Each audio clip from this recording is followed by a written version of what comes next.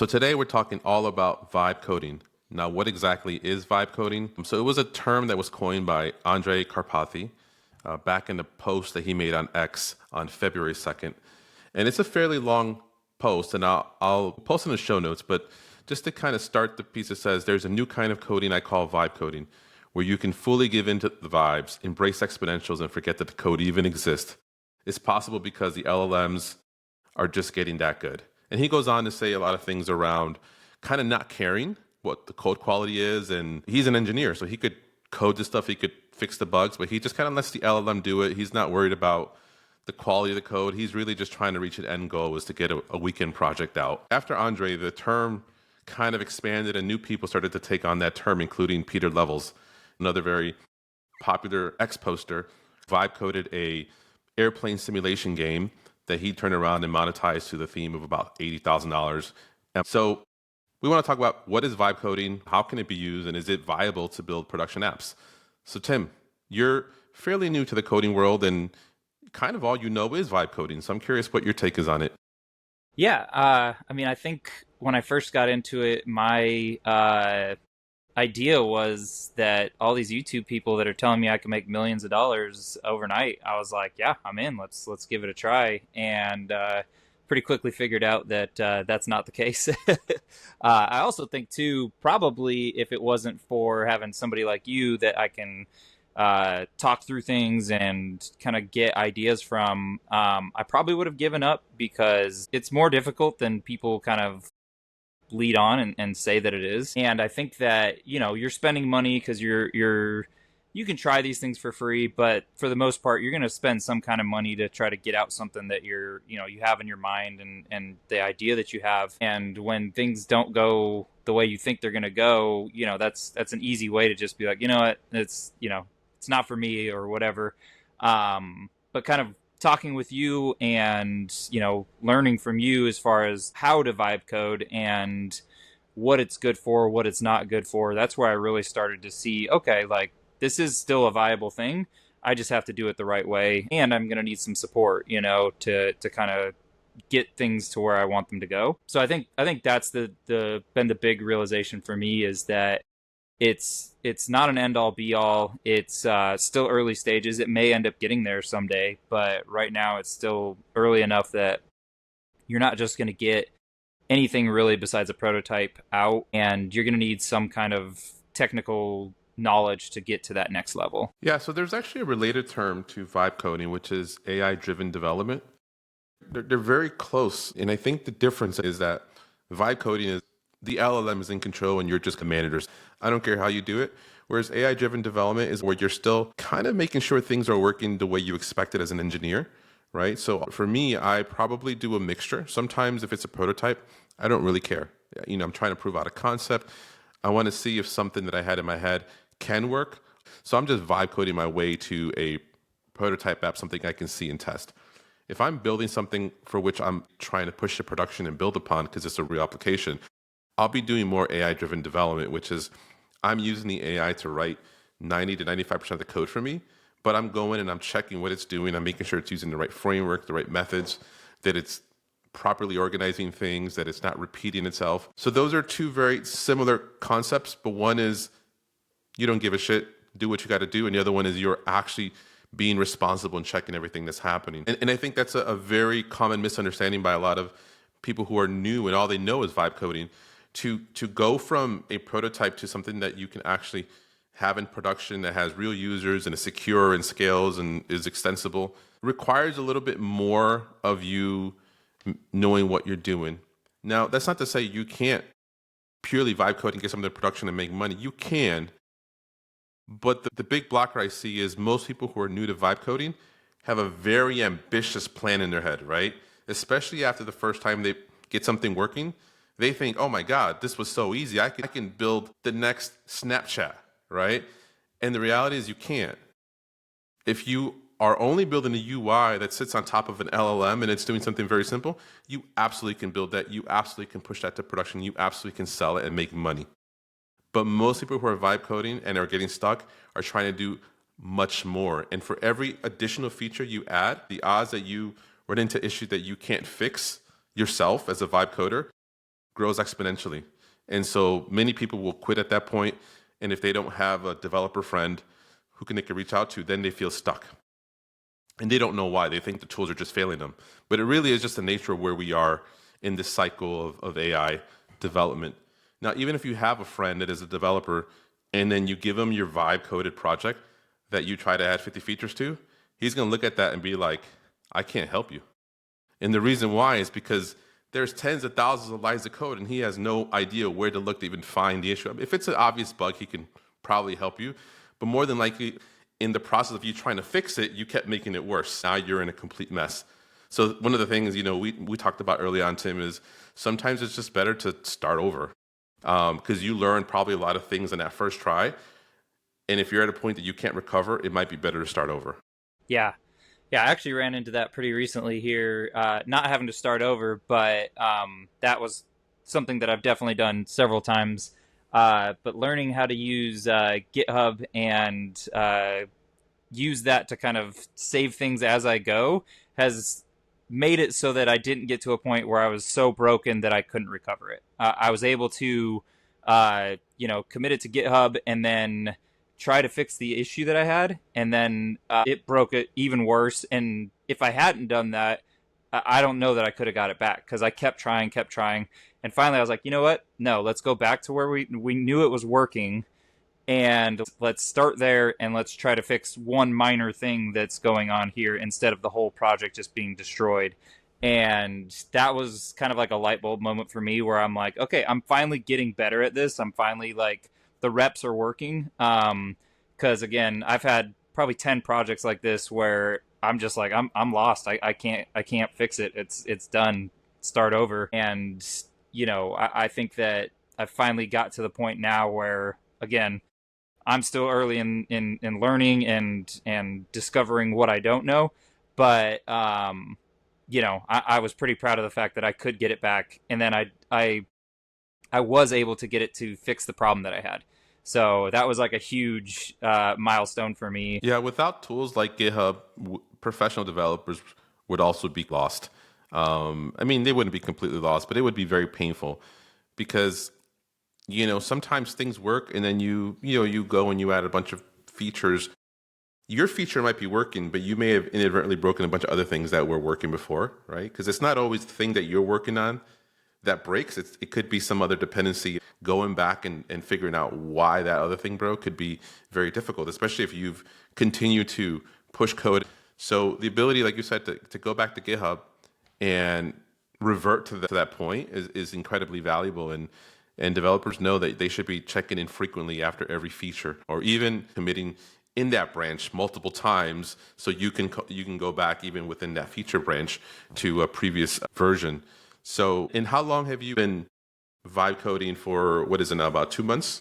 Yeah, I think a little over 2 months. I kind of started with V0, moved on to Bolt, and then went to Windsurf, and now I find myself using Klein more than anything.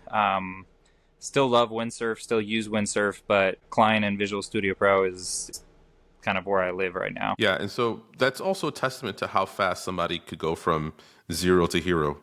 I don't think 2 months ago there was any world that you believed you could be where you are today, where you could use GitHub, you're using Visual Studio, you're connecting MCPs, you're doing all this magical stuff to build products and applications. And again, you've got a lot more to learn because AI fixes a lot of things, but there's still a lot of things it doesn't. I mean, you're still going to go to the command line and have to run some commands, and you may not have any idea what you're actually doing when you run those commands.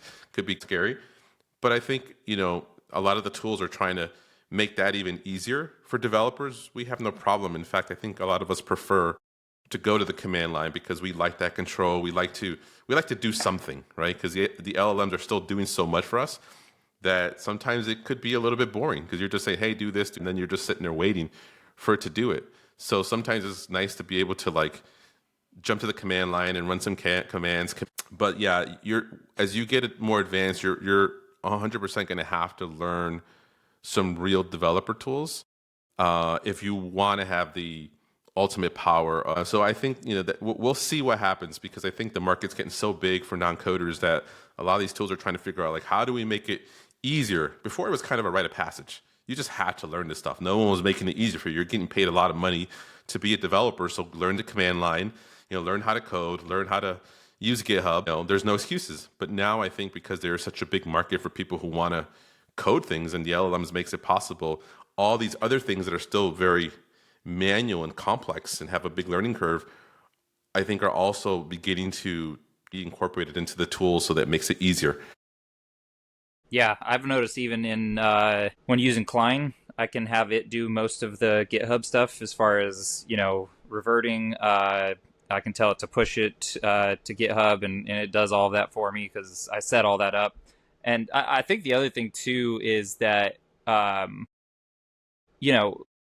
there's almost nothing you can't learn on the internet, you know what I mean? So, like, I'll use just a regular LLM to help me through these issues, or even just going back to Google and searching for this stuff and learning this stuff. Now, I do think that there's that human in the loop factor is not going away anytime soon. Again, I've reached out to you, many times. I'm like, I just don't know the right decision to make here. I don't know the way to set this up. So I don't think that that's gone yet, but I think persistence is really going to be the key to people succeeding and getting past those hurdles. And then the other thing is going to be some kind of support system where there's just stuff that you just can't figure out, and for that you're going to need that human in the loop there. Yeah, and so the other thing we were talking about, a lot of the YouTubers talking about, you can make $10,000, you can make $20,000 by just doing this. I mean, that may have been what got you so motivated to jump in and start vibe coding, and the reality has been a little bit different. So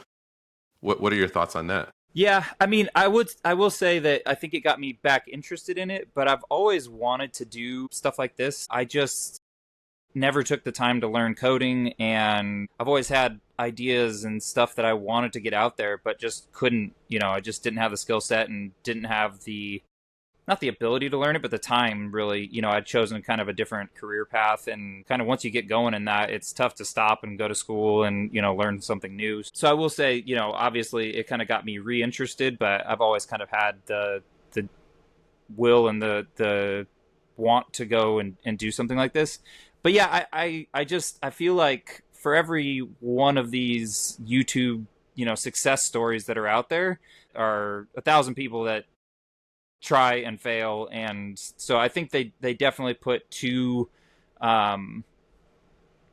nice of a light on it, and it needs to be a little more realistic in what it is and what it takes to actually be able to get to a real product. So that's kind of my thought on it. Is it's okay if it's grabbing attention and whatever, but I do feel like in a lot of cases they're just straight up lying about, anybody can do this and instantly make this kind of money.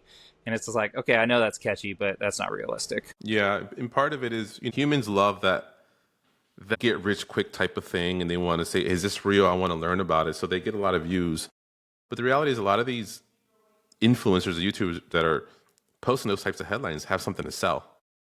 So they're either selling a course, or they're selling access to something, or they're just YouTubers and trying to get as many views as possible. But they themselves haven't built the product in many cases that is driven purely because it's a good product. Many times they'll have a product, but that product is only successful because they have an audience, right? So they've built an audience through YouTube, and then they create a product, and then that product starts doing well because they're funneling their users to that product. And then they say things like, well, anybody could do it. If you build a YouTube audience, maybe you could do it, right? Because I think once you have an audience, you could build any kind of product. But I think to leave that part out is disingenuous, right? You can't, the days of building a product and having it get users instantly and make money, those days are over. Now you need an audience. So anyone who has a brand is going to be able to build products. I mean, that's attention is currency today. So anytime someone with brand recognition or personal brand recognition tries to say it's easy, always understand that they wouldn't be as successful with their product unless they had that brand recognition, because they're driving people to that. And again, kudos to them for doing that. But the simulation playing game, if Peters didn't instantly go viral on that, if he was just a regular dude that built that and then put it out on Twitter and had 12 followers, Maybe if you got a few likes, but it wouldn't have gone viral. And he wouldn't have got to $80,000. So that's Peter over time building up that reputation, that brand, and being willing to post things on Twitter that are both educational but also controversial at times. But again, it's the reason I'm saying this is because some of those products work because they have an audience. If you don't have an audience, the idea that you're just going to build something and it's going to make money is close to zero, right? Now, could you win on product alone? You could, but it's going to take a lot longer. Product out there, you're going to fight for every user. And then for every user you get, you're going to hope that they refer another user. And that's going to grow really slowly. So you need to grow by other means, whether it's ads, which are expensive and difficult to get right. It's a whole different skill set. Through influencer marketing, which is what a lot of these products do. They've mastered the art of figuring out how to use TikTok and Instagram and YouTube to do really good influencer marketing. Yeah, so when you see videos like that, it's not realistic that you're going to, follow the advice they give you and then print $10,000 or $20,000. The common one is, start this agency and you're going to, print 10,000. You know how hard it is to get customers to trust you that have never met you? Again, if you have an audience, no problem. But if you don't have an audience and you don't have a connection to business owners, it's going to be very difficult to get those customers, right? So vibe coding is an incredible tool, but you still need an audience. You still need to figure out how to run a business. Building products and building businesses is very difficult. Yeah, in fact, now the product is kind of the easiest part in many ways for like version 1. Obviously, as you get more features and more capabilities, that also requires a lot of skill and talent and team members, even with the AI stuff. But the business stuff, the marketing, the sales, the figuring out how to build an audience, that's still going to be the difficult thing, especially in the era we're in now.